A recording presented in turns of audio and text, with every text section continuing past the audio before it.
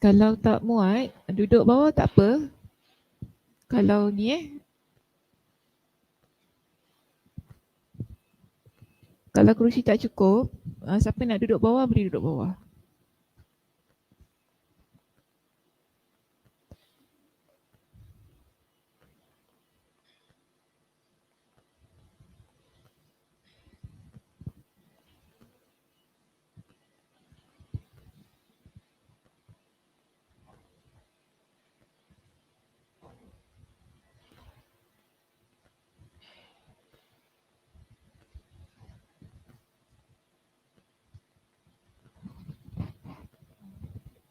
Next week, tak payah dekat meja.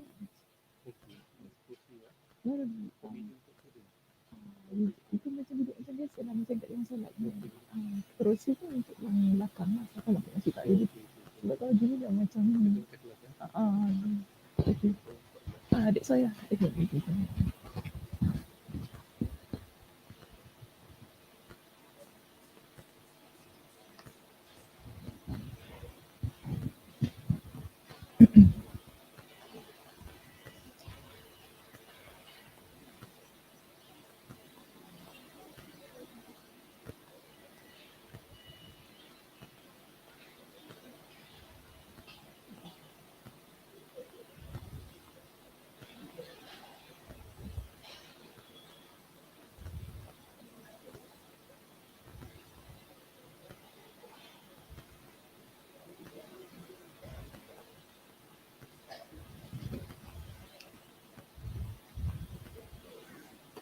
Okey, kita mulakan pengajian kita. Bismillahirrahmanirrahim. Innal hamdalillah nahmaduhu wa nasta'inuhu wa nastaghfiruh wa na'udzu billahi min shururi anfusina wa min sayyiati a'malina. May yahdihillahu fala mudhillalah wa may yudlilhu fala hadiyalah. Wa asyhadu an la ilaha illallah wahdahu la syarikalah wa asyhadu anna Muhammadan 'abduhu wa rasuluh. Amma ba'd. Rabbi shrah li sadri wa yassir li amri wahlul 'uqdatam min lisani yafqahu qawli. Rabbi zidni ilma warzuqni fahma. Allahumma inna nas'aluka ilman nafi'a wa rizqan thayyiba wa amalan mutaqabbala. Assalamualaikum warahmatullahi wabarakatuh.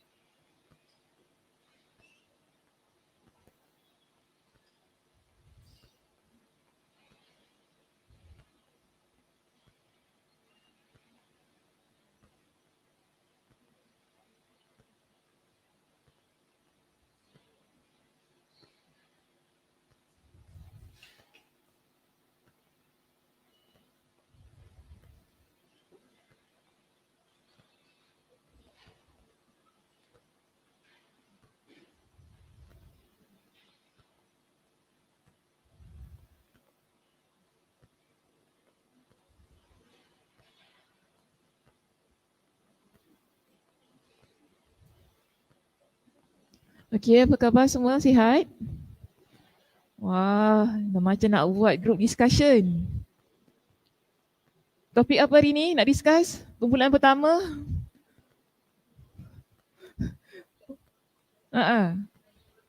Tajuk baru. Boleh layan. Kenapa tak ada sini tak penuh? Macam ni susun. Suka Kak Zah. Asabia. Okay. Siapa lagi? Semua dah datang dah? Kak on the way.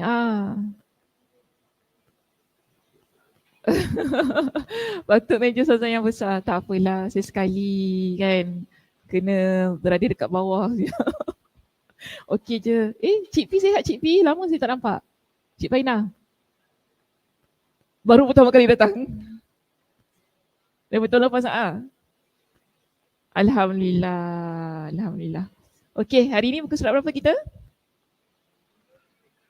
533 Tajuk baru.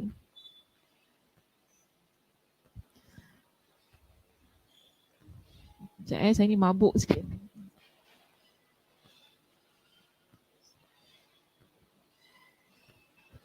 Kak Ram mana Kak Ram? Tak nampak. Kak Ram duduk depan lah Kak Ram. Sebelah Liza. Ini esoknya ada. Takut? Kenapa takut? Takut kena soal. Memang kena soal hari ni. Sebab dah duduk macam dalam kelas kan. Kena soal hari ni. Oh, tak dapat berdiri atas bangku? Boleh. Kak Dewi yang suruh bukan saya. Dah. Oh, ni betul-betul dalam kelas ni. Bergaduh dalam kelas. Okey, baik. Hari ni kita lihat muka surat kita 533, bab kita yang ke-70. Kita ada berapa bab lagi nak habiskan kitabnya? 5 bab lagi Sikit lagi. Kitab semua dah ada? Yang kitab baru? Dah ada Okey, bab kita yang ke-70 bertajuk Al-Buzaq. Ludah ataupun hingus dan semisalnya yang menempel, maksudnya yang melekat pada pakaian. Babul buzaqi wal mukhati wa nahwihi fi thawbi.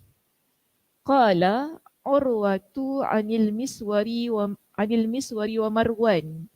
Kharajan nabiyyu sallallahu alaihi wasallam zamana Hudaybiyah.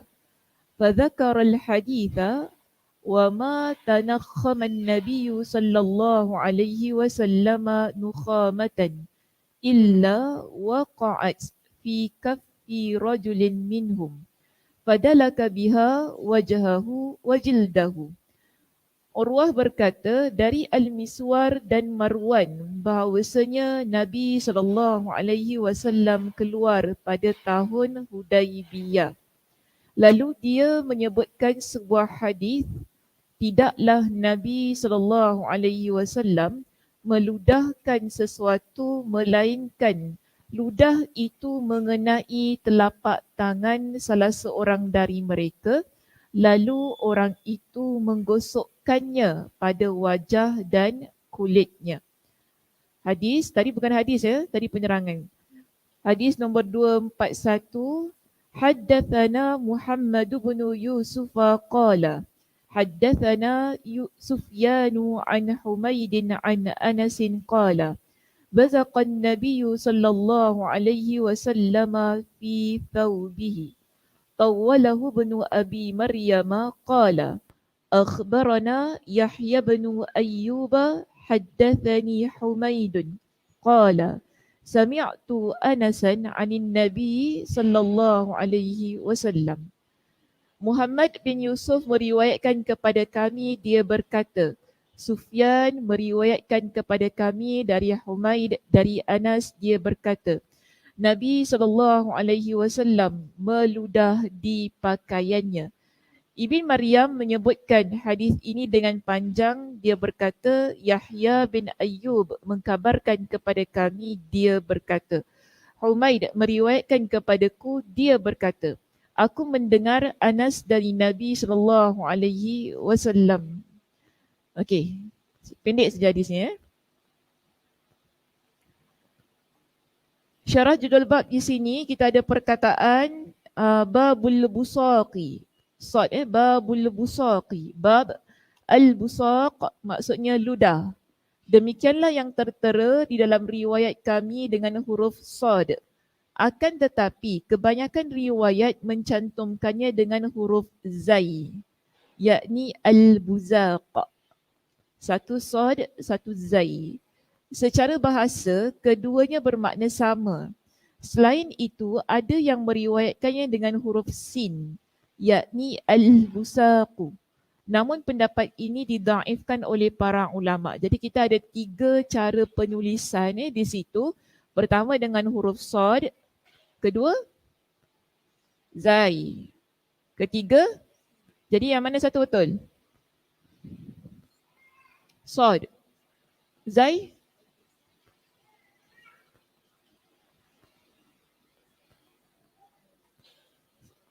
Sin tak boleh.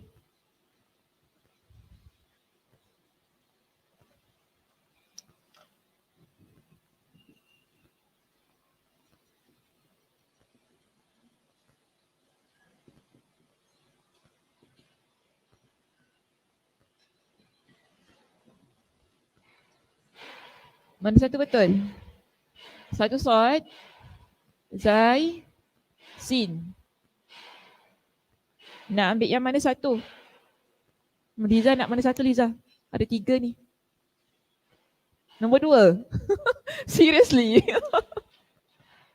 Peranjat aku nak kelipas tadi. Kelekatu. Liza nombor 2. Ikut tajuk dia Kak Dewi. Ah?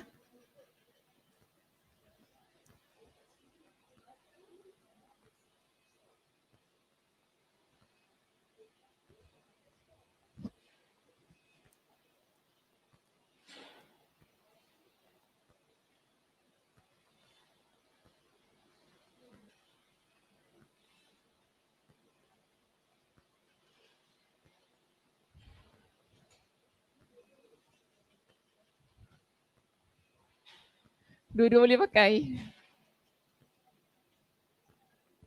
Dekat tajuk Zai. Dekat syarah Sod. Jadi dua-dua boleh pakai. Betul lah dua-dua boleh pakai. Okay. Tak payah tak payah gaduh-gaduh. Okay, dua-dua boleh pakai, tak ada masalah.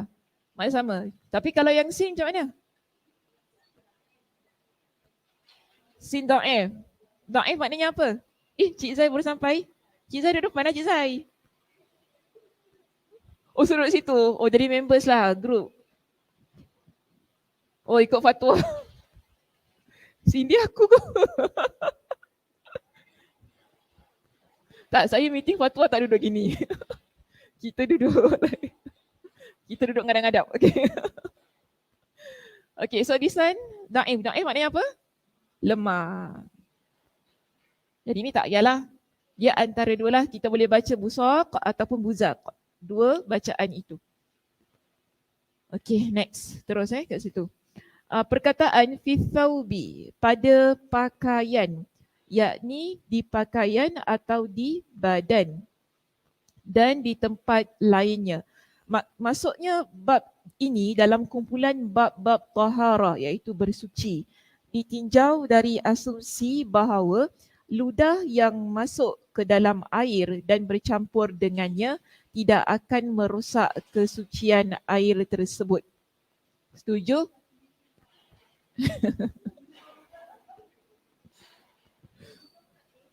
Ludah sendiri. Kalau ludah orang lain, kalau saya ludah nak minum. Berkat tau.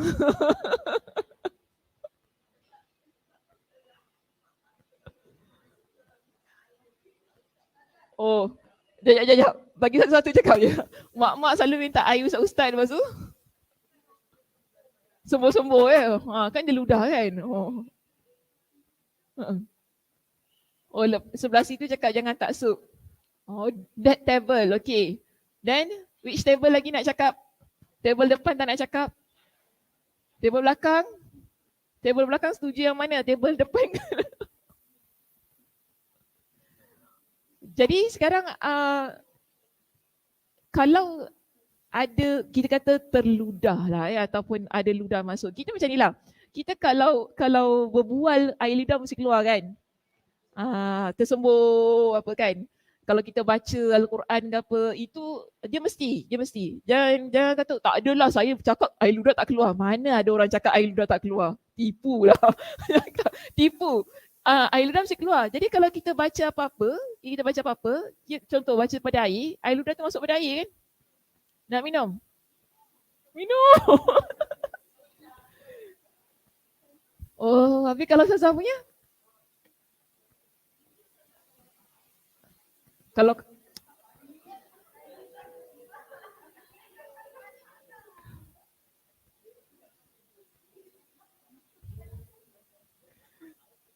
cerita jauh sangat. Kahak, janganlah kahak tu dia perlukan kesungguhan untuk dikeluarkan. Kan, beza dengan air ludah. Air ludah ni dia tak perlukan kesungguhan. Air ludah ni kita berbual dia dah terkeluar air ludah tu kan. Jadi kita nampak di sini ia satu keadaan yang tak dapat dielakkan. Kan bukan satu yang disengajakan, bukan selalu yang kita nak air ludah kita keluar, bukan gitu. Tapi itu memang normal, biasa ada. Sebab tu di sini kalau keadaannya begitulah, ia tidak menjejaskan kesucian air tersebut. Macam kita baca air dekat dalam ni kan. Lepas tu kita kata ni untuk syifa, penawar. Baca Al-Quran lah, bukan baca jampi. Kalau baca jampi tu bukan, lain. Walaupun air ludahnya ada dalam tu. Lain situasinya. Jadi sebab tu di sini kita lihat dalam cara rawatan Nabi SAW meludah ini antara caranya. Kan? Contoh kalau kita malam-malam bangun, mimpi seram, antara caranya Nabi suruh ludah mana? Kiri. Ludah kan? Tapi jangan ludah muka suami kat sebelah.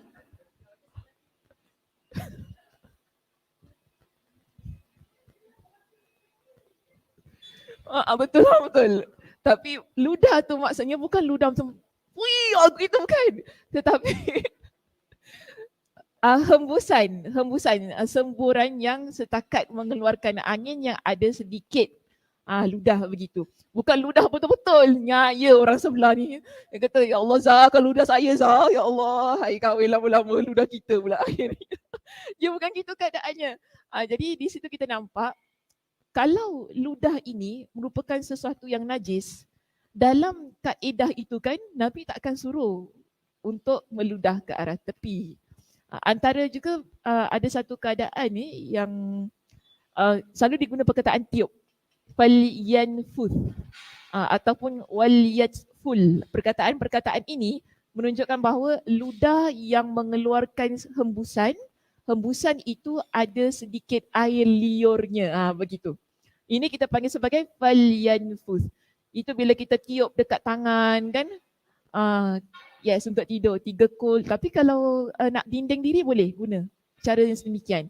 Kalau rasa keluar, kadang-kadang kita ni biasa orang perempuan kan rasa tak sedap hati lah bagai ya. Tak tahu kenapa. Hari ni tak sedap hati ya. Tapi jangan bertawakal dengan ketidaksedapan hati itu. Kita tawakal kepada Allah, kita bacalah. Macam kita baca 3 kul tu boleh. Bismillahirrahmanirrahim. Wala haula wala quwata illa billah. Ataupun kita nak baca pendinding diri, ini biasa juga boleh dilakukan.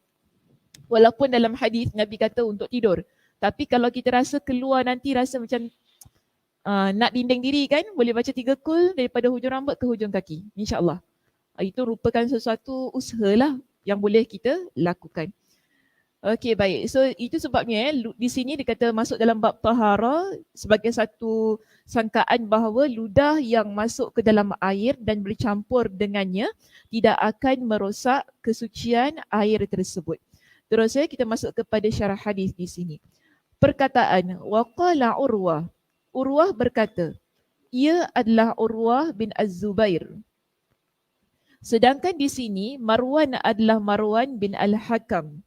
Kisah ini sengaja dicantumkan oleh Al-Bukhari dengan sanad mu'allaq. Sanad mu'allaq maknanya terputus sanad di mana daripada awal sanad hingga satu atau dua. Sanad mu'allaq macam mana? Kak Aisyah. Tak ingat, jujur Kak Aisyah, Masya Allah. Cik Asia ingat Cik Asia? Kalau Aisyah tak ingat, Asia pun tak ingat juga. Macam tu. Kak Zah. Jangan tanya aku mu'allaq apa. Okey, siapa yang ingat kat tangan? Sampai sahabat?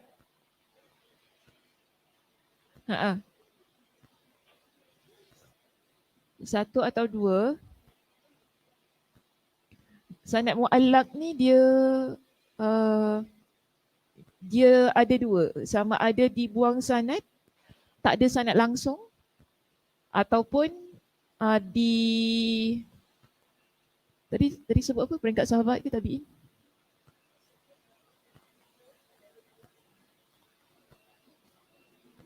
Satu atau dua, tak ni. Sebab kalau satu atau dua tu boleh maksud hadis mursal pun boleh masuk juga. Boleh masuk juga kat situ. Yang penting sanad dia tak komplit. Sanad tak komplit ataupun tak ada sanad langsung. Tak cukup, yes. Dia langsung tak, dia tak bersambung, senang.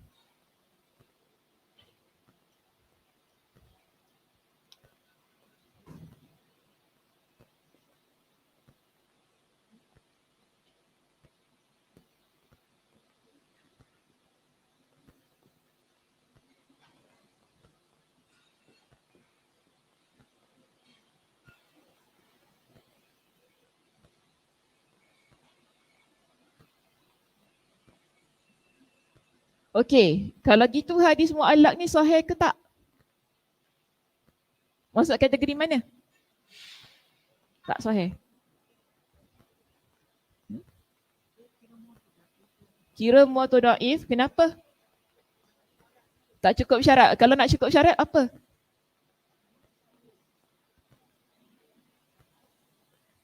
Kalau cukup syarat, mesti sanad bersambung.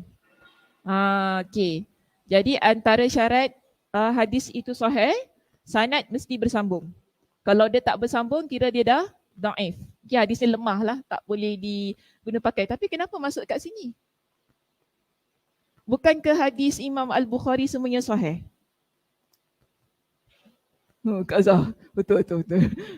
Kak Zah ni macam dekat tempat lain je Kak Zah. Ada kat sini tak? Pemikiran kat tempat lain je, betul kat sini Ada syawahid yang membantu. Tak, mai baca. Mai baca. Baca dulu kat sini. Okey, kisah ini sengaja dicantumkan oleh Al-Bukhari dengan sanad mu'allaq untuk mengisyaratkan hadis panjang dalam kisah peristiwa Hudaibiyah. Sebenarnya hadisnya panjang lagi. Biasa macam tu. Okey, hadis ni dia panjang sangat. Jadi Imam Al-Bukhari dia biasanya satu hadis tu dia akan sebut banyak kali dalam pelbagai macam bab. Jadi sekarang kalau kita dah sebut dekat satu tempat, takkan kita nak ulang balik. Jadi pada satu bab yang lain dia akan ringkaskan hadis tersebut. Sehingga bila kita baca, sanad dia tak lengkap. Kita macam gitu kan? Sanad dia tak bersambung. Namun tujuannya ialah untuk meringkaskan cerita. Ataupun meringkaskan cara dia meriwayatkan dalam bab yang tertentu. Kadang-kadang dia ringkaskan di awal, nanti pada bab yang memang betul-betul dia nak jelaskan, dia sampaikan dengan penuh. Dia cerita penuh. Sebab bagi dia ini cuma nak beritahu je. Hadis ini boleh masuk dalam bab wuduk. Sebenarnya hadis ini boleh masuk pada bab lain yang lebih utama. Dia ada main topik dia sendiri. Okay, contohnya seperti bab syufa'ah. Bab lain lah yang lebih sesuai untuk diletakkan. Tapi untuk bab wuduk ni dia kata okey juga, boleh masuk juga. Sebab dia menceritakan tentang kesucian tu tadi. Tentang kebersihan air ludah tadi kan ada disebutkan. Namun hadis yang panjang ini dia bukan semata-mata tentang air ludah. Sebab ia disebutkan dalam kisah perjanjian Hudaibiyah. Jadi yang Urwah ni, kalau kita nak cerita panjangnya, Urwah ni dia merupakan delegasi daripada Quraisy Makkah yang datang, yang diutuskan untuk mendapatkan perjanjian daripada Rasulullah SAW. Orang Quraisy hantar Urwah. Masa nak adakan perjanjian Hudaibiyah, ada berapa banyak orang Quraisy yang datang jumpa Nabi?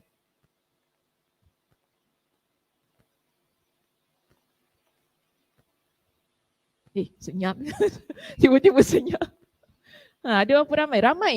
Maknanya boleh kira dah 4 dan 5 lah. 4-5 gitu orang daripada Makkah datang jumpa dengan Nabi. Nak suruh apa?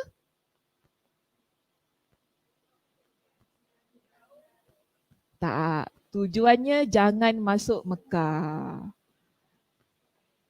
Yes, jangan masuk Makkah. Okey? Jangan masuk Makkah, tak boleh tunaikan umrah pada waktu itu. Jadi inilah yang menyebabkan datang pelbagai delegasi daripada Makkah bertemu dengan Nabi SAW supaya membatalkan niat baginda masuk ke Makkah. Dan antara delegasi itu ialah Urwah. Masa tu dia belum masuk Islam. Jadi yang Urwah ni datang jumpa dengan Nabi. Bila mereka ni tak nak, mereka kata kita nak masuk ni cuma nak buat umrah, kita bukan nak bergaduh. Nabi beritahulah kepada delegasi ni kan, kita datang sini Mekah ni nanti kita nak buat umrah, bukan niat nak berperang. Itu korang nak sembah berhala tu korang yang pasal lah macam itu kan. Tapi mereka tak percaya. Quraisy Makkah ni tak percaya. Urwah dia balik Makkah. Bila dia balik Makkah, dia cerita balik kepada para pembesar Quraisy ini apa yang dia nampak di kalangan sahabat Nabi lakukan. Jadi dia ceritakan, dia kata aku ni dah pergi banyak tempat melihat bagaimana raja-raja dihormati. Tetapi tak pernah lagi dia nampak bagaimana orang menghormati Rasulullah sallallahu alaihi wasallam. Dia cerita balik kepada para pembesar Quraisy. Jadi antaranya dia kata, kalau Rasulullah tu dia ludah, orang akan ambil ludah dia.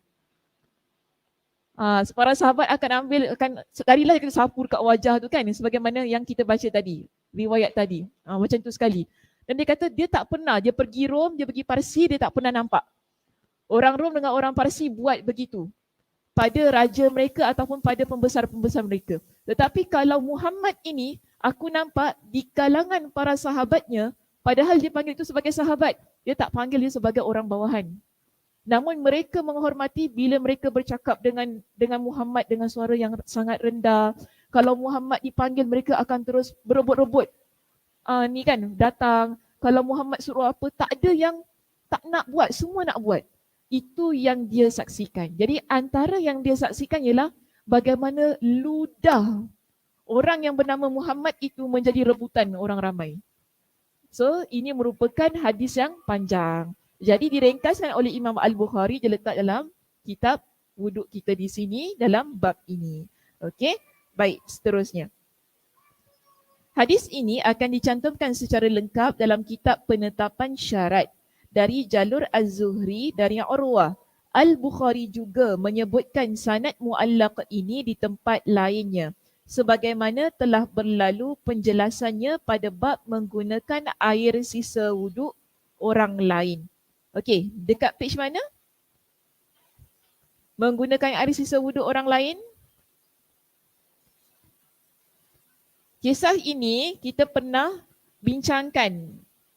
Okey, maknanya hadis ini kita pernah bincangkan di bab menggunakan air sisa wuduk orang lain.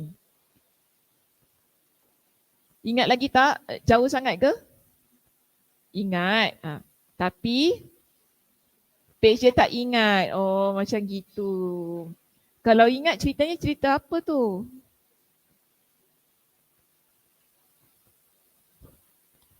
Bab berapa? Bab 40, muka surat 273. Ada berapa hadis kat situ Kak Zah? Kak Zah tengok muka surat je. Dia tak tengok hadis je. Ada 3 hadis, betul. Jadi ada 3 hadis yang kita bincangkan dalam bab tersebut dengan panjang lebar berkenaan dengan menggunakan sisa baki wuduk orang lain, yang mana ia tidak langsunglah kita kata membatalkan ataupun menjejaskan status kesucian wuduk seseorang. Okey, baik, seterusnya di sini. Perkataan fadzakarul hadis. Okey, fadzakarul hadis, maka disebutkanlah hadisnya.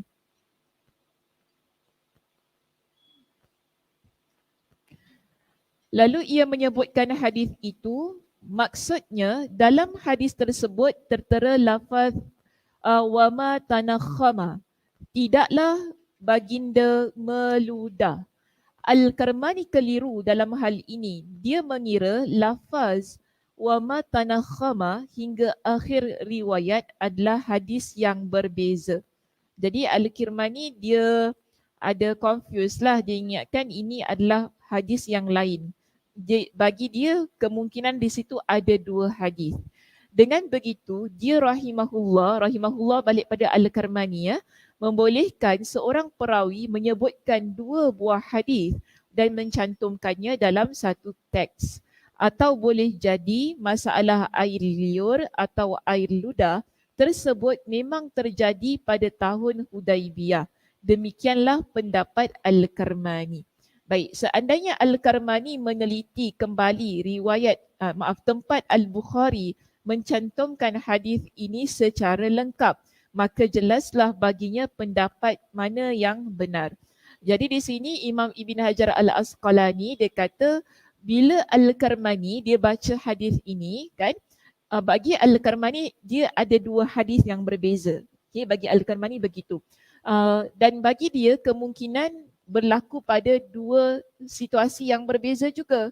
Satu pada perjanjian Hudaibiyah, satu pada konteks yang lain. Tetapi di sini Imam Ibn Hajar Al-Asqalani kata apa? Kalau Al-Karmani ini dia meneliti kembali hadis yang terdapat dalam kitab Asy-Syufa'ah, iaitu dalam kitab penetapan syarat yang mendatangkan kepada kita hadis yang lebih lengkap, dia akan pasti maklum bahawa hadis ini berlaku pada satu situasi yang sama, okey, ia berlaku di tempat yang sama, bukan berlaku di dua konteks yang berbeza. Begitu. Jadi di situ ada kekeliruan lah yang dikatakan tentang pendapat Al-Karmani tersebut. Baik, seandainya gimana tadi? Kata An-Nukhama terus kata An-Nukhama dibaca dengan mendammahkan huruf nun. Jadi nun kita baca dengan baris depan, nu. Dan bermakna an-nukha'ah. Demikianlah tertera dalam kitab Al-Mujmal dan kitab As-Sihah. Jadi dia ada dua perkataan. Satu an-nukhamah, lagi satu an-nukha'ah. Okey. Yang mana kalau kita baca sekali baca je nampak macam maknanya sama. Tetapi di situ memiliki maksud yang berbeza. Okay, dijelaskan kepada kita, ada yang mengatakan jika dibaca dengan huruf mim, an-nukhamah, maka artinya air liur yang keluar dari mulut. Sedangkan apabila dibaca dengan huruf ain, an-nukha'ah, maka artinya air liur yang keluar dari tenggorokan. Ini kahak, itu yang tadi Cik Zai kata. Jadi kita nak baca pun tadi rasa macam lain kan, an-nukhamah lembut saja. An-nukha'ah lain kan, dia boleh tekak, nampak bahasa Arab tu cantik ya. Dia menggunakan an-nukhamah, senang je, air liur keluar senang gitu kan. Tapi an-nukha'ah nak sebut kau dengan ain dia semua kan, bermakna di situ bila nak keluarkan kahak macam mana? Cuba buat Liza. Janganlah buat, ada gurau je. Liza kalau buat semua orang keluar rewai. Alai Liza, ya Allah ya Tuhanku. Jadi kita nampak ya bagaimana struggle-nya seseorang bila dia nak keluarkan kahak. That's why bila dalam bahasa Arab ni penggunaan perkataan itu juga berbeza untuk menunjukkan maksud yang berbeza juga. Baik, seterusnya. Maksud pencantuman hadis ini adalah sebagai dalil atas sucinya air liur dan yang semisalnya. Yang semisalnya apa? Tadi disebutkan. Hingus. Kenapa Kak Azhar? Hingus. Hingus suci.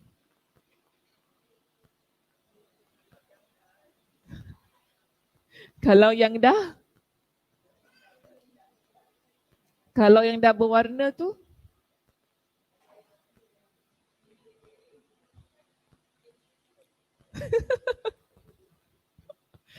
cukup lah kau describe. Boleh lele lah, yang warna kuning lah kan. Kalau gitu kita nak cakap mana? Macam mana? Suci ke tak? Suci dalam debu. Suci dalam geli-geleman. Dia macam tadilah kita katakan, situasinya ada pelbagai. Macam air liur tadilah, situasinya ada pelbagai, ada keadaan-keadaannya. Ada air liur memang air liur yang bersih, tapi kalau sekarang bagi saya tak semua air liur tu bersih. Dia penyakit. Kan, biasa kita pakai pelitup, tu kan. Kak Aisyah pakai pelitup, sebab takut nanti kan penyakit dan sebagainya. Jadi hinggus pun sama juga. So konteks kita berbeza, keadaan berbeza.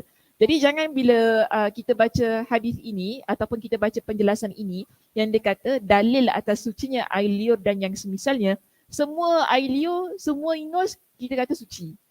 Sehingga kita merasakan tidak perlu untuk ada kehati-hatian ketika kita berada di khalayak ramai. Sampai kan kita kata, kalau kita sakit pun tak apalah, suci apa, Nabi kata suci. Tak ada maknanya macam tu kan. Itu situasi-situasi yang berbeza. Kita belajar, kalau surah Sakinah, air liur suci. So kalau aku cakap kau jangan nak geli-geli air liur aku suci. Dah tak ada. Buka emas, tak payah. So kita tak boleh kata macam gitu. Suci pada awak lah. Kotor pada kita. Gitu kan. Situasinya beza kan. Kita ada pendirian yang berbeza-beza. Makanya di sini kita faham yang kita belajar betul. Okey, keadaan ini menunjukkan bahawa air liur itu suci, hingus itu suci. Tetapi ada keadaan-keadaan kalau dah sampai berpenyakit kan. Kalau kita sendiri kita tahu kita sakit, bermakna dia dah tak suci lagi dah. Di situ kan. Kalau kita sendiri tahu kita sakit, kita demam, kita memang flu dan sebagainya, hingus yang keluar ataupun bagi saya air liur yang keluar daripada diri kita, ia bukanlah suci. Ia boleh mendatangkan mudarat kepada orang lain. Jadi maknanya kita kena fahamlah situasi diri sendiri dan ada tanggungjawab sosialnya pada diri kita dan juga pada orang lain. Ia sama-sama menjaga. Seterusnya, sebahagian ulama menukil bahawasanya hal tersebut sudah menjadi kesepakatan di kalangan para ulama. Hanya saja Ibn Abi Shaybah meriwayatkan dengan sanad yang sahih dari Ibrahim An-Nakhai bahawa air liur itu tidak suci. Ibn Hazm berkata, air liur tak suci ya? Okey, Ibn Hazm berkata telah dinukil dengan sanad yang sahih dari Salman Al-Farisi dan Ibrahim An-Nakhai bahawasanya air liur ketika keluar dari mulut hukumnya adalah najis. Bermakna di sini ada pendapat lain. Okey, kita ada dua pendapat sekarang. Satu pendapat yang kata air liur suci, satu pendapat yang kata air liur najis. Habis nak pegang yang mana?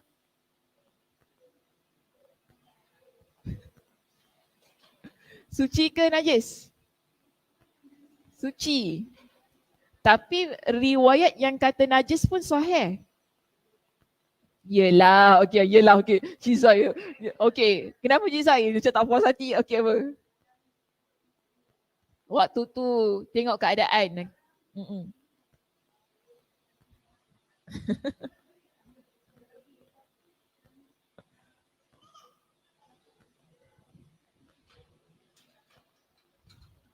Oh, sekarang hama-hapa banyak. Banyak bakteria, betul. Habis pada zaman Nabi tak ada bakteria ke?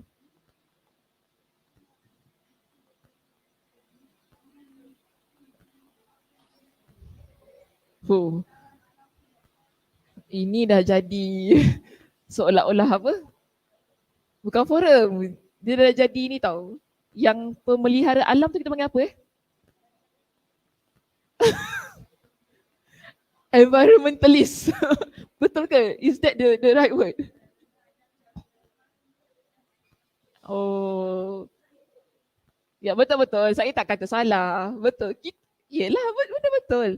Sekarang keadaan berubah, situasi berubah, kita punya environment pun berubah dan penyakit pun banyak. Tak sama macam pada zaman Nabi SAW. Jadi konteks itu berubah. Boleh jadi lihat kepada keadaan tadilah, berbalik kepada keadaan. Ada keadaan kita boleh berpegang air liur itu suci. Ada keadaan kita boleh berpegang air liur itu najis. Lihat kepada situasi tersebut.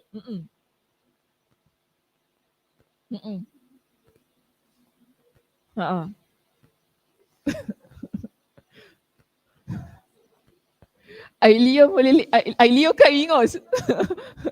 Air liur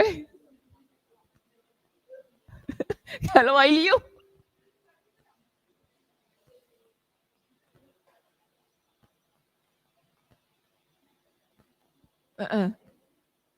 ingus meleleh.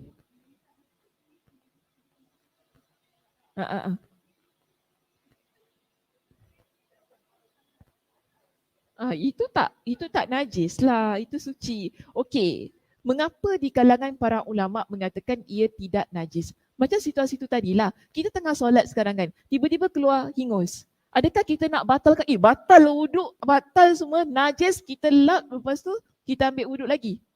Adakah begitu situasinya? Tak kan? Kita teruskan kan? Itu membuktikan bahawa ingus tak najis.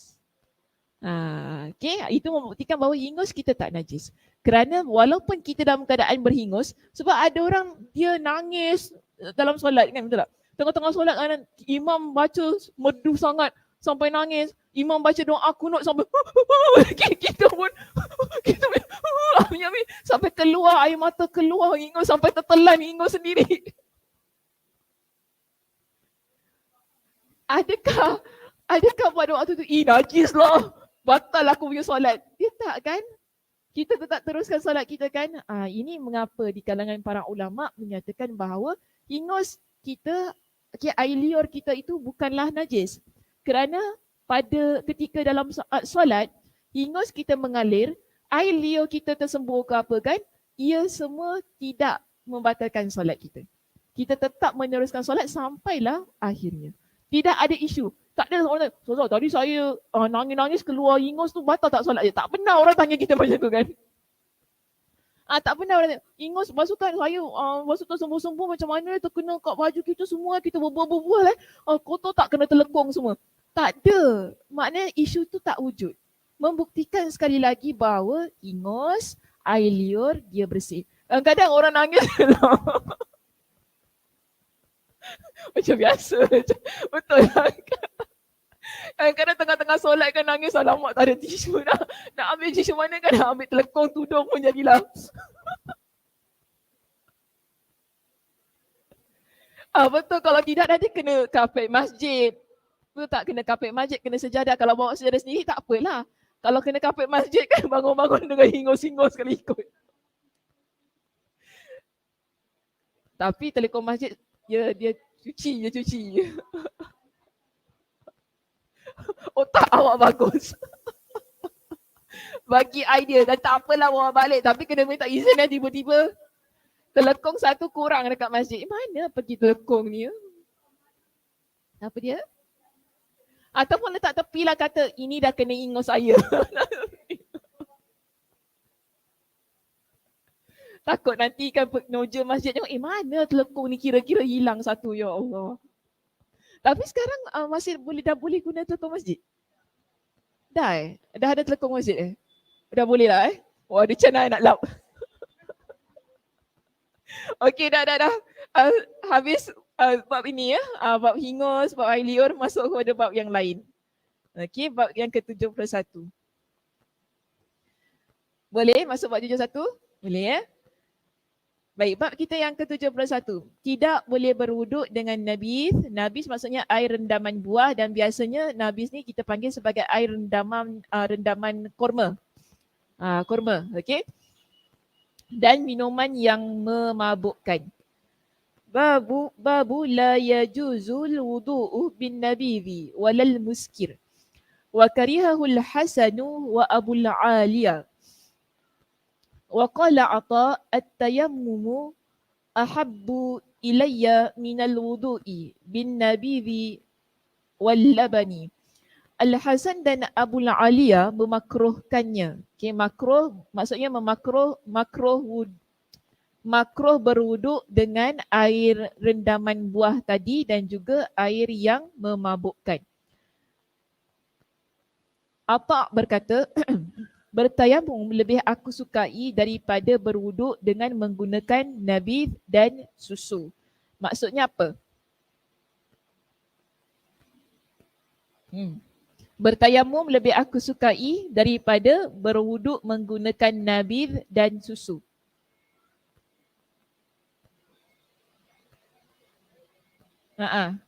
Maksudnya apa? Okey, sekarang macam ni. Kita ni tengah kemarau. Tiba-tiba kita jumpa, hari semalam baru rendam air tu kan. Itu air kan? Ataupun tiba-tiba teringat ada susu. Nak berwuduk ni, adakah kita nak gunakan air rendaman itu ataupun dan susu tadi untuk solat? Macam mana? Tapi tu air kan? Tu untuk minum. Kalau tak ada air mati pula nak minum. Tayamum. So macam itu.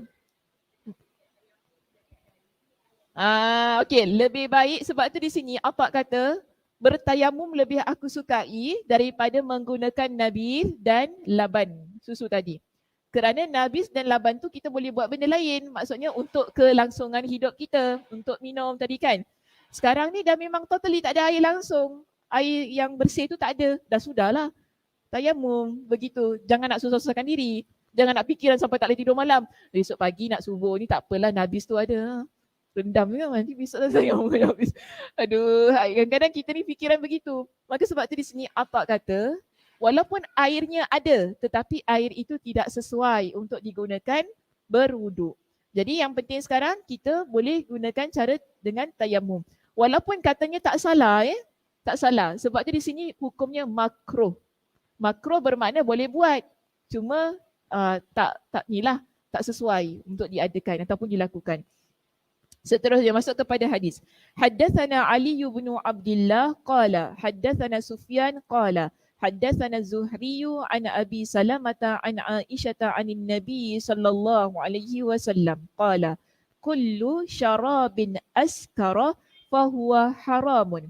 Ali bin Abdullah meriwayatkan kepada kami dia berkata, Sufyan meriwayatkan kepada kami dia berkata, Az-Zuhri meriwayatkan kepada kami dari Abu Salamah, dari Aisyah, dari Nabi SAW.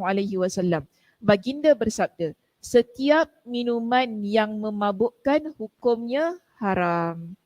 Jadi, nak buat wuduk boleh? Ya ke? Cuci muka.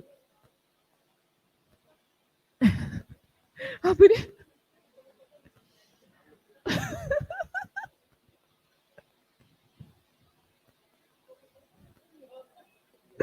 Kamu tak minum, kamu je.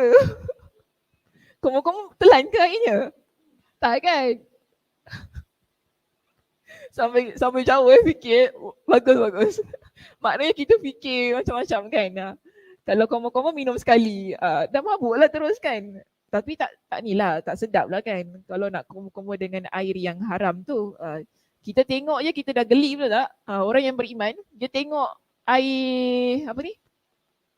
Arak tu walaupun dia tak minum, walaupun dia tak beli, kita kan kalau pergi kedai apa kan, cold storage ke apa, kita tengok, kita macam nampak ada je meti ni, macam dia punya tu dah ada semacam, apatah lagi nak minum. Apa dia? Khinzir, betul lah. Kalau pergi pasar ke apa, dia nampak kaki dia bergantung apa kan.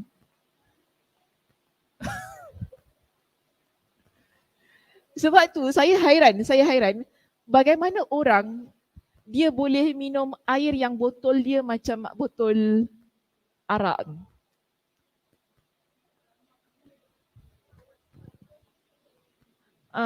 Cuma sekarang kan dia ada pelbagai macam ni kan, yang orang kata oh ini dia punya botol je macam tu, kata apa, halal wine kan, yang halal wine tu kan, yang botol dia tu kan. Sebab tu macam saya pelik, kita nampak benda yang haram kan, kita nampak benda yang haram, kita dah geli kan, walaupun kita tak minum. Sebab tu saya pelik, macam mana orang boleh ada keinginan nak minum sesuatu yang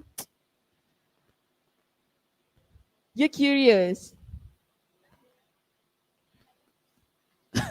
Iman dia sikit. Iman dia sikit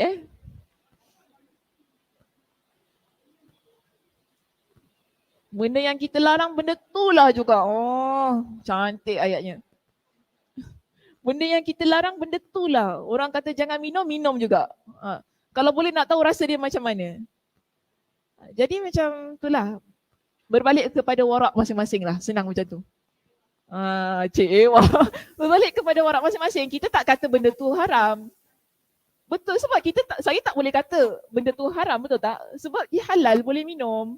Kan dia tak memabukkan pun. Kalau benda tu tak memabukkan, boleh minum. Kita tak kata oh tak boleh tu sebab botol dia macam tu. Setakat botol dia saja. Sebab tu ia berbalik kepada bagaimana warak kita. Adakah kita rasa kita nak minum? Kalau rasa nak minum, dipersilakan. Sama juga macam apa tu, mock pork tu kan.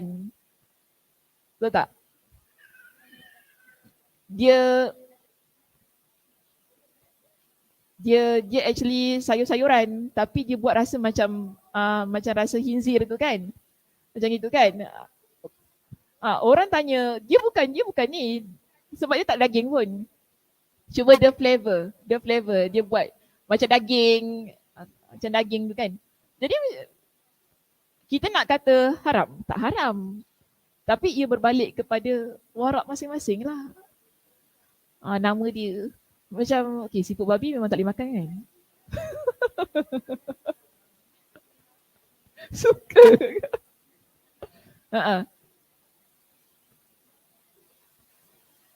Tak cukup syarat Islam.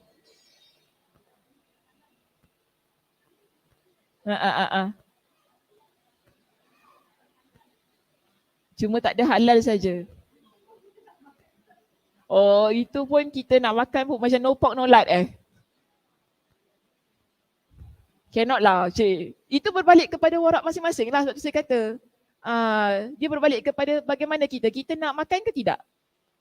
Padahal benda tu boleh makan. Kan? Jadi macam apa ni? Yang alkohol apa tu? Dia tadilah. Wine yang halal wine tadi. Berbalik kepada diri kita. Kita rasa macam kita okey, terpulang. Saya tak boleh kata haram. Tahu tak? Saya tak boleh kata, haram tau dosa minum. Padahal benda tu boleh saja minum. Jadi kalau kita rasa okey nak minum, silakan. Kita berbalik kepada diri masing-masing. Okey, dah. Masuk sini balik. Syarah judul bab kita ya. Kita ada perkataan di situ, babul la yajuzul wudu' bin nabidh walal muskir.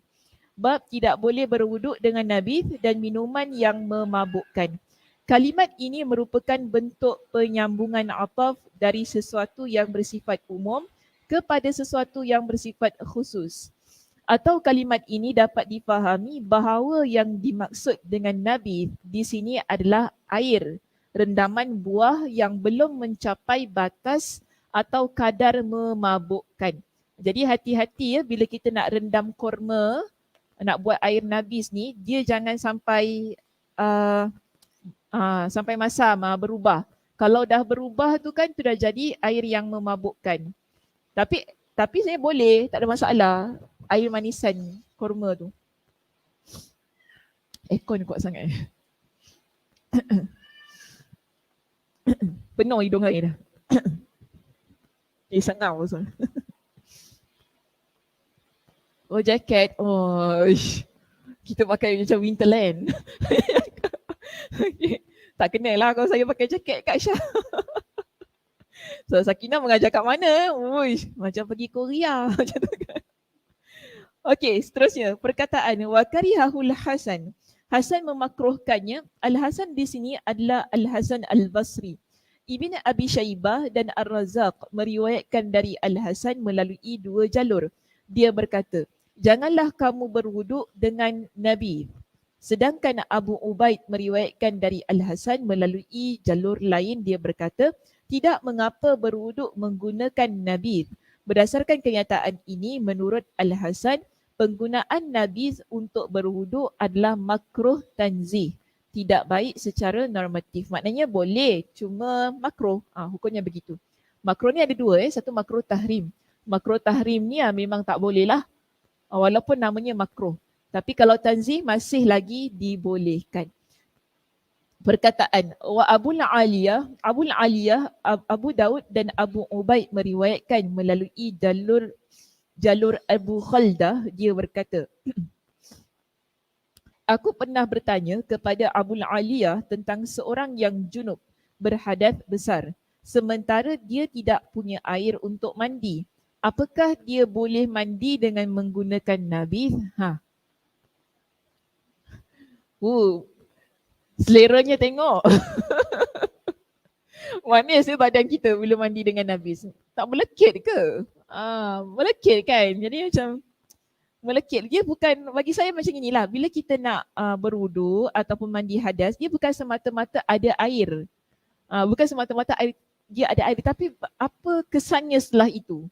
Okay, kita nampak di sini, kalau kita cuba kita mandi dengan nabis. Nabis ni air rendaman korma. Tak ke rasa manis badan tu? Tiba-tiba semut datang. melekit kan, kita nak pakai baju tak selesa, kita nak buat apa tak selesa. Jadi dia mesti logik juga kita nak buat apa-apa dalam agama ni. Dia bukan semata-mata mesti ada air, tapi air apa yang kita ada. Contoh di sini mungkin dia fikir sebab ada air, so boleh tak kita mandi gunakan air rendaman kurma tu. Maka di sini Abul Aliya kata tak boleh. Sebab memikirkan tentang kesannya kemudian. Kan nanti dah melekit satu hal pula nak cari air bersih nak mandi, satu hal pula kan. So di sini kata dalam riwayat Abu Ubaid disebutkan Abul Aliya menghukumnya makruh.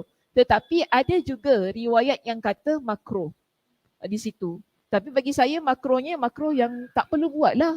Kalau kita boleh tayamum tadi, maka terbaik tayamum. Begitu kan keadaannya. Contoh apa dia? Dia nak tanya je nak test macam tu. Cuma kita nampak beginilah, kalau memang dah tak ada air, kita ambil situasi yang memang sudah diadakan dalam agama kita, beralih kepada tayamum. Tak perlu untuk kita betul-betul kalau orang kita kata apa dai-dai macam tu kan. Dai-dai mesti nak ada air juga. Sampaikan nabis pun nabis lah. Kata mati-mati. Kata dah sudah lah. Takkanlah nak guna orange juice pula macam gitu kan. Kita ambil macam gitulah pemikiran kita kalau nak ikut pada konteks kita. Dia memang betul-betul ada orange juice tu saja. Takkan kau nak pergi ambil orange juice tu nak pergi berwuduk. Oh kita fikir kau dah kenapa nak mandi hadas dengan orange juice? Betul tak? Kita punya pemikiran kata peliknya kau ni. Dah boleh bertayamum, gunakan tayamum. Itu lebih afdal, lebih baik. Okey? Baik, seterusnya. Waqala Ata berkata, dia adalah Ata bin Abi Raba'ah. Abu Daud juga meriwayatkan melalui jalur Ibn Jurayj dari Ata bahawa dia rahimahullah menghukumi makruh berwuduk dengan nabis dan air susu. Dia berkata, bertayamum lebih aku sukai daripada berwuduk dengan nabis dan air susu. Saya pun macam itulah, saya lagi suka daripada kita nak guna air susu dengan nabis tadi. Adapun Al-Auza'i, beliau rahimahullah membolehkan berwuduk dengan semua jenis nabis.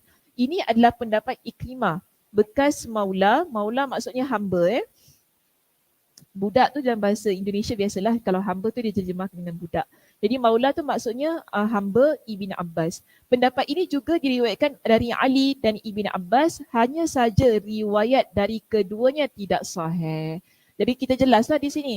Maknanya riwayat yang dipegang oleh Al-Auza'i dengan Ikrimah yang mana merupakan bekas kepada hamba Ibn Abbas itu ialah riwayat yang tidak sahih dan tidak kuat. Jadi kita berpeganglah kepada riwayat yang mengatakan makruh itu tadi. Baik, sedangkan Abu Hanifah membatasi hukum bolehnya berwuduk dengan nabis hanya pada rendaman kurma.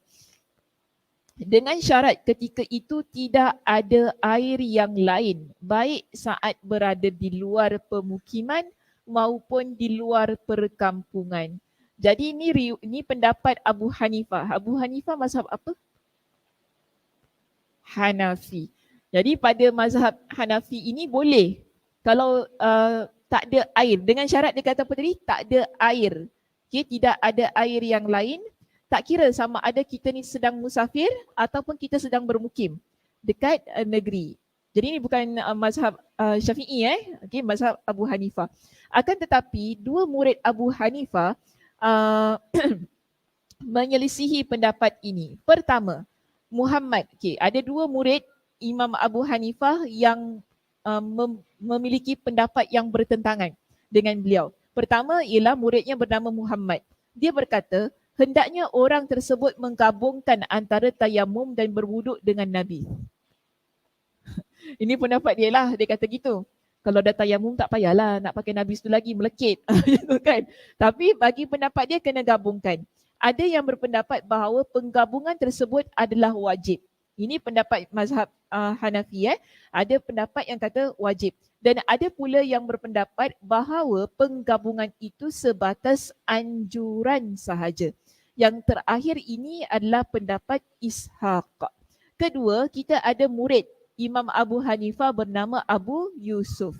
Jadi Abu Yusuf kata apa? Dia malah mengambil pendapat jumhur ulama yang mengatakan bahawa nabis tidak boleh digunakan untuk berwuduk sama sekali. Pendapat inilah yang dipilih oleh At-Tahawi. Jadi nak ambil pendapat yang mana? Okey, Imam Abu Hanifah kata apa?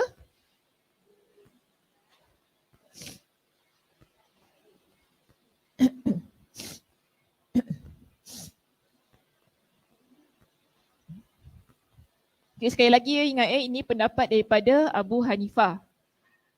Kita belajar saja ya, sebagai info, sebagai maklumat tambahan. Okay. Abu Hanifah kata tadi boleh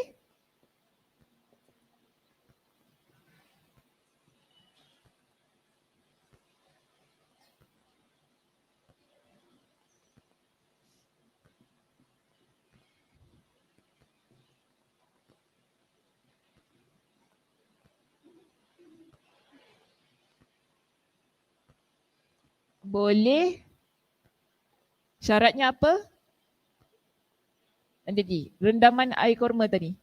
Sebab nabis ni boleh anggur pun boleh Okey. Rendaman nabis air yang kita rendam buah-buahan. Kismis boleh, anggur boleh, tapi bagi pendapat Abu Hanifah kalaulah betul nak guna juga air nabis ni untuk berwuduk, dia mesti rendaman air kurma sahaja. Kemudian apa lagi syaratnya? Tidak ada air lain. Lagi?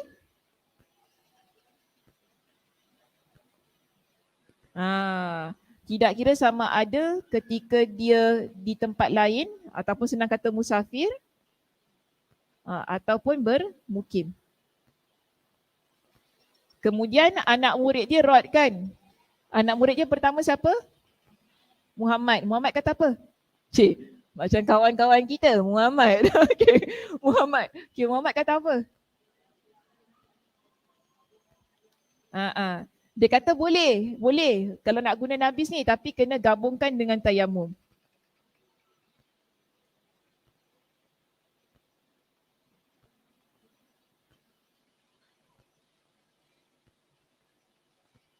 Okay, nombor 2. Siapa anak murid dia? Abu Yusuf. Abu Yusuf kata apa? Tak boleh.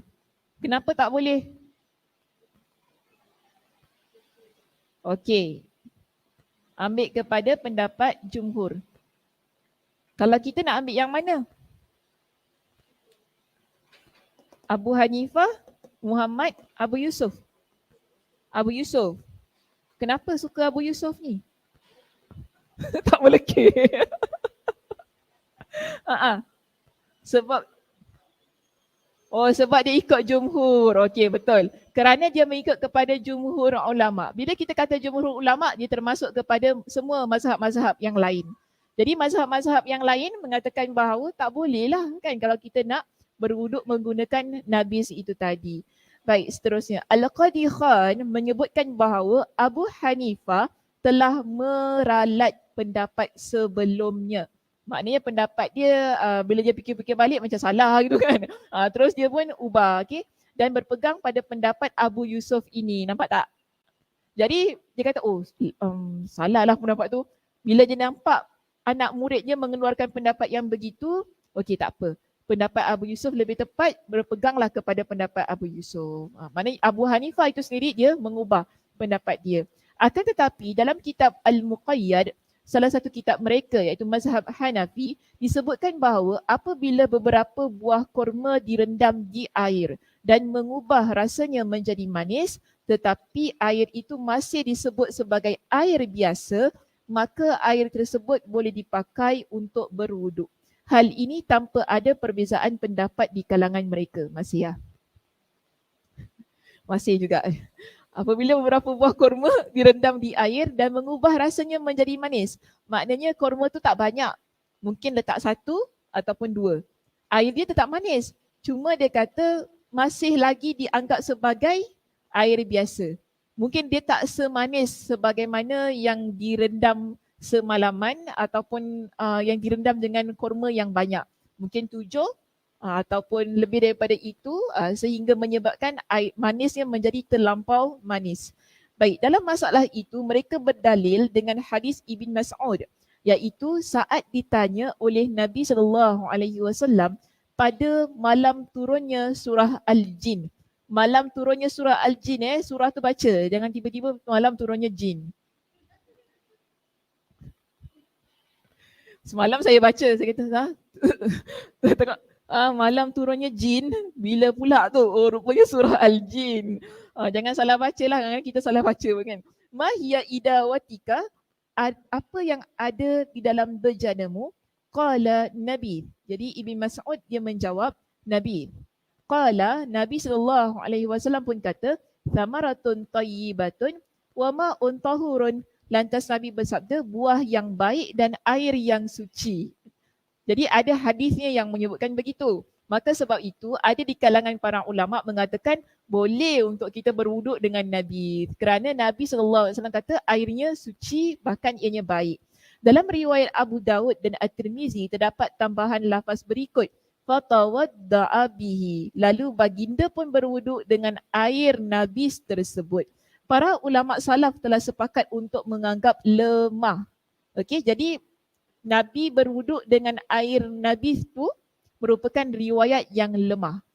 Mengikut kepada pendapat di kalangan para ulama salaf itu tadi. Kalaupun dia kata, kalaupun hadis tersebut sahih, maka pemberlakuan hukumnya telah dimansuh.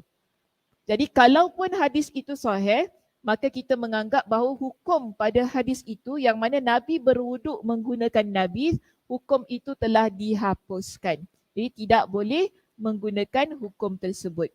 Kerana peristiwa itu terjadi di Makkah. Jadi kat Makkah ni biasanya tentang hukum hakam ni belum lagi diturunkan, belum lagi berlaku. Yang komplitnya tentang hukum hakam ialah di Madinah. Maka sebab itu bila dia berlaku di Makkah, kemudian di Madinah berlaku banyak lagi hukum tentang wuduk, kan, tentang tayamum dan sebagainya, maka kita dapati bahawa di sini menunjukkan bahawa hukum itulah hukum yang lama, yang mana belum ada lagi hukum yang setepatnya diturunkan oleh Allah Subhanahu Wa Taala berkenaan dengan wuduk. Sementara para ulama sepakat bahawa firman Allah Subhanahu Wa Taala, falam tajidu ma'an fatayammamu. Jika kamu tidak menemukan air, maka bertayamumlah. Surah An-Nisa ayat 43, dalam surah Al-Ma'idah ayat yang ke-6. Ayat ini turun di Madinah. Bermakna arahan ataupun perintah untuk kita bertayamum bila tidak ada air, dia datang setelah peristiwa Nabi berwuduk menggunakan Nabi. Jadi sekarang kita terbaik kita kata ialah hukum Nabi berwuduk menggunakan Nabi itu telah dimansuhkan dengan ayat ini. Kerana ayat ini dia datang ataupun dia datang kemudian setelah peristiwa tersebut. Yang mana ianya turun di Madinah. Dan mengenai hal ini tidak ada perbezaan pandangan di antara mereka. Atau mungkin juga korma yang direndam itu adalah korma kering sehingga tidak mengubah sifat airnya. Mereka melakukan perendaman korma seperti itu kerana kebanyakan air yang mereka miliki tidak tawar. Macam mana?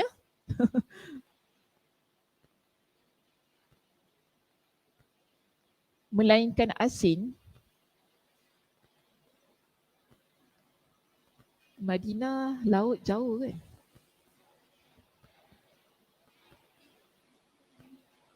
Korma dah kering. Okey, tak apalah. Tak apa.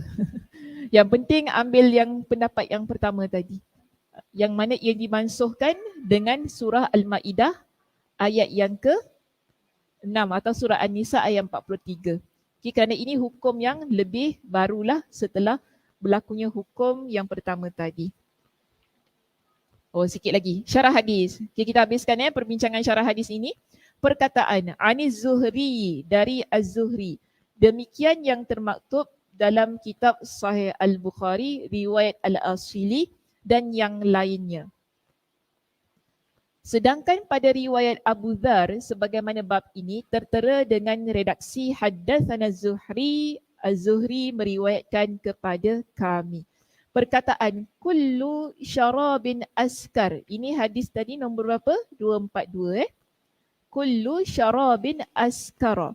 Setiap minuman yang memabukkan, fahuwa haramun.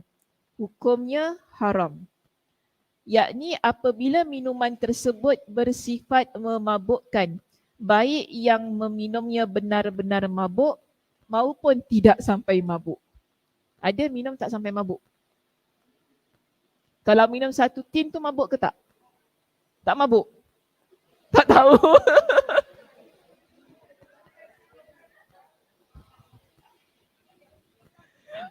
Tak pernah minum lah, tak tahu. Minum 1 tin tu mabuk tak? Ha? Kita tahu. Oh, okey. Kalau 1 tin tu tak mabuk Oh, berapa tin tu Cik Zai minum mabuk? Jahat aku ni. Sorry Cik Zai, gurau aja. Mm-mm.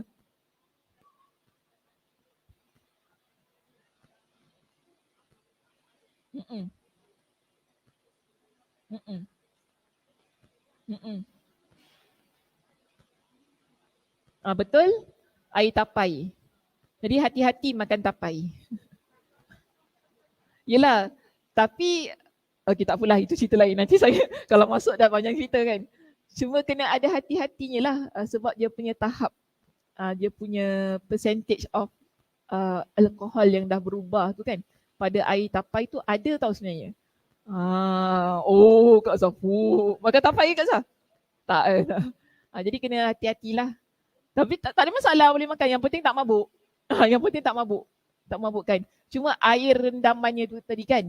Yang Kak Zaida kata. Okey. Air tuak tu daripada apa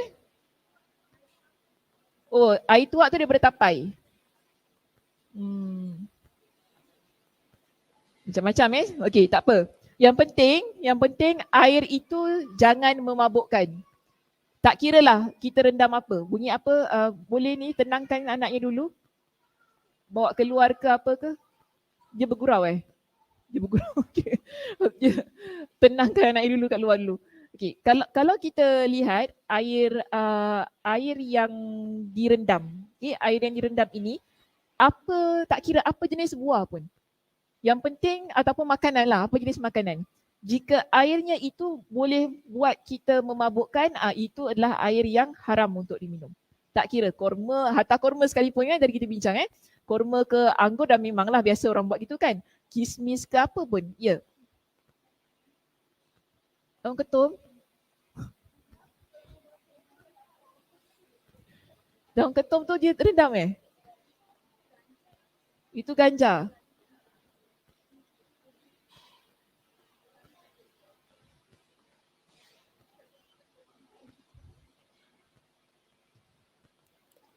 Macam-macam pula keluar.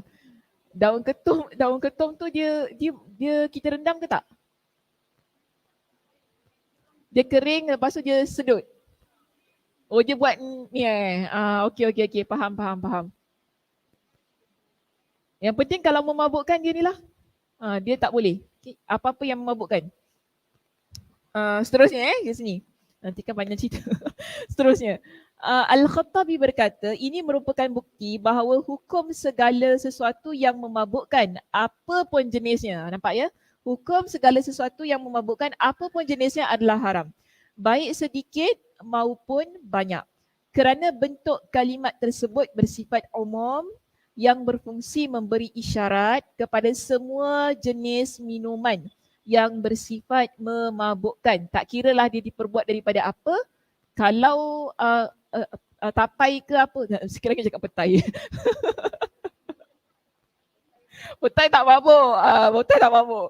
Sikit lagi nak sebut petai. Tapai ke apa. Yang penting ialah bahan itu boleh membuatkan si peminum itu rasa mabuk ataupun minuman itu sendiri sifatnya memabukkan. Kalimat ini sama seperti kalimat semua makanan yang mengenyangkan hukumnya halal. Iya ke?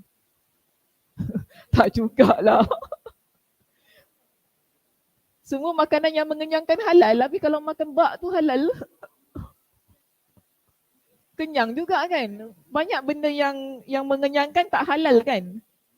Contohnya apa? Yang tak sembelih betul lah yang tak sembelih.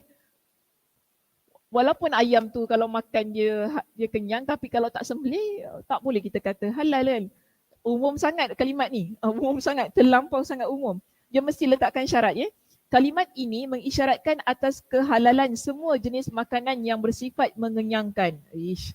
Walaupun pada kenyataannya ada yang memakannya sampai kenyang dan ada pula yang tidak memakannya sampai kenyang. Macam tak kena lah ayat ni.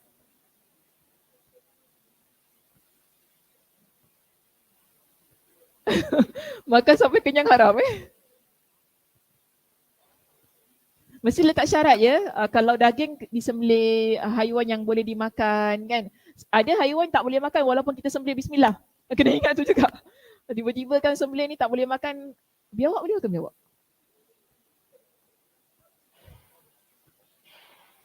Dog. Dog tu lain lah. Maksudnya yang tu. Okay. Cicak boleh makan cicak?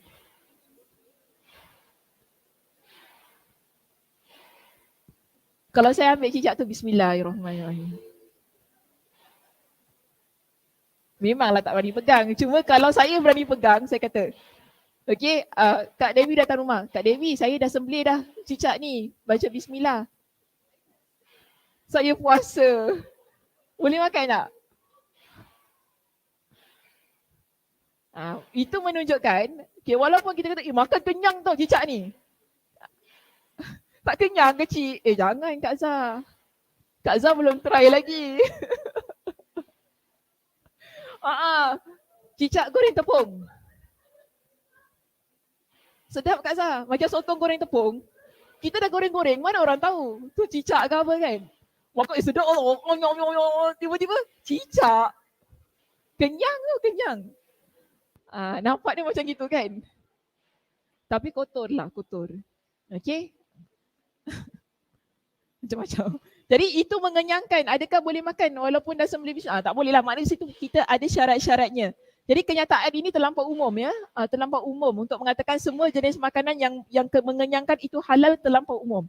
Jadi maknanya perlu diletakkan syaratnya, binatang apa, haiwan apa yang boleh dimakan, tak boleh ambil macam itu sahajalah. Baik, premis yang dijadikan argumentasi oleh Imam Al-Bukhari dari bab ini adalah sesuatu yang memabukkan tidak halal diminum. Dan apa yang tidak halal diminum, tidak halal pula dipakai untuk berwuduk. Jadi sebab tu, arak tu kan kita tak boleh gunakan untuk berwuduk. Kerana ia adalah yang haram diminum, jadi ia juga menjadi haram untuk digunakan pada bab-bab bersuci. Just demikian. Demikianlah yang disepakati oleh para ulama, wallahu a'lam. Selanjutnya perbahasan tentang hukum meminum nabis akan dijelaskan dalam kitab minuman insya-Allah. Okey, wallahu a'lam bisawab. Sampai sini saja perbincangan kita. Terima kasih di atas perhatiannya. Ada soalan tak? Tak ada. Tengok saya. Ada soalan? Tak ada ya? Okey. Tak ada, dah boleh balik. Saya tutup dengan tasbih kafarah. Subhanakallahumma wa bihamdika asyhadu an la ilaha illa anta astaghfiruka wa atubu ilaik. Assalamualaikum warahmatullahi wabarakatuh.